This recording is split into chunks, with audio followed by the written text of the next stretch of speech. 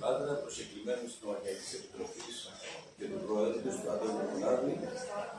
Μεγάλη χαρά που θα μου δει τη δυνατότητα να συναντήσω τους φίλους και τα μέλη της Νέας Δημοκρατίας σε λίγη ώρα, σε μια ομιλία και εκδήλωση που οργανώνεται και είναι ομιλήτρια η κυρία Μαρία Ροδάκη, υποψήφια ευρωβουλευτής.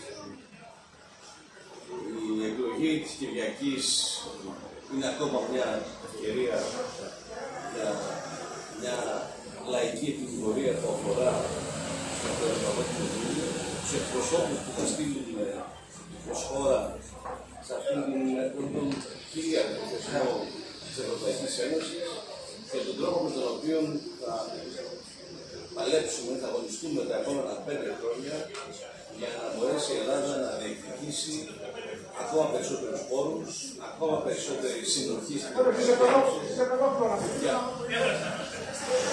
και ακόμη περισσότερο αγώνα προκειμένου όλο και περισσότεροι θεσμοί της Ευρωπαϊκής Ένωσης να ενσωματωθούν στο δικό μας ευρωπαϊκό κεκτημένο. Οι εκλογές αυτές έχουν να κάνουν ακριβώς με την πορεία της Ευρώπης, μια Ευρώπη που κοιτάζει σήμερα τον εαυτό του τον καθρέφτη, προκειμένου να καθορίσει, να αναστοχαστεί και να καθορίσει τα επόμενα βήματά της και ταυτόχρονα να αγωνιστούν όλες οι χώρες μέλη, προκειμένου να αυξηθούν οι πόροι και άρα και τα εισοδήματα των πολιτών των κρατών μελών της Ευρωπαϊκής Ένωσης. Βλέπετε εδώ ακριβώς μπροστά σας μια σειρά από εικόνες που απεικονίζουν, μια σειρά από αφήσεις που απεικονίζουν τις σημαντικές κατακτήσεις, επιτυχίες που έχει η κυβέρνηση, η κυρία Μητσοτάκη της Νέας Δημοκρατίας περίπου 5 χρόνια όταν εξελέγει το 2019. Είναι μια πορεία προς τα μπρος.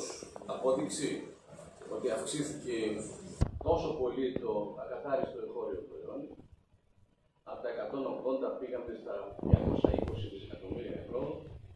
Μια σειρά από σημαντικές μεταρρυθμίσεις έχουν καθορίσει την πορεία της χώρας και την τύχη του λαού μας και βρισκόμαστε σήμερα σε μια πορεία διαρκώς εξελικτική.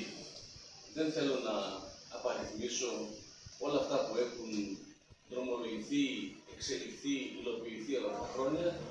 Το μόνο που θέλω να σας πω είναι 2 σημαντικά επιτεύγματα και κλείνω. Το ένα είναι η πρόοδο, δηλαδή ότι η Ελλάδα του 19 σε σχέση με σήμερα είναι πολύ πίσω, την έχουμε αφήσει πίσω μας. Η Ελλάδα του 24 προοδεύει, ευημερεί, προκειμένου να ανταγωνιστεί σε επιτεύγματα τις άλλες ευρωπαϊκές χώρες. Είμαστε η μοναδική χώρα που έχουμε αυτό το υψηλό ρυθμό ανάπτυξης. Και δεύτερον, όλη αυτή η πρόοδος διανέμεται στους πολίτες και πρωτίστως στους αδύναμους και τη μεσαία τάξη. Αυτή είναι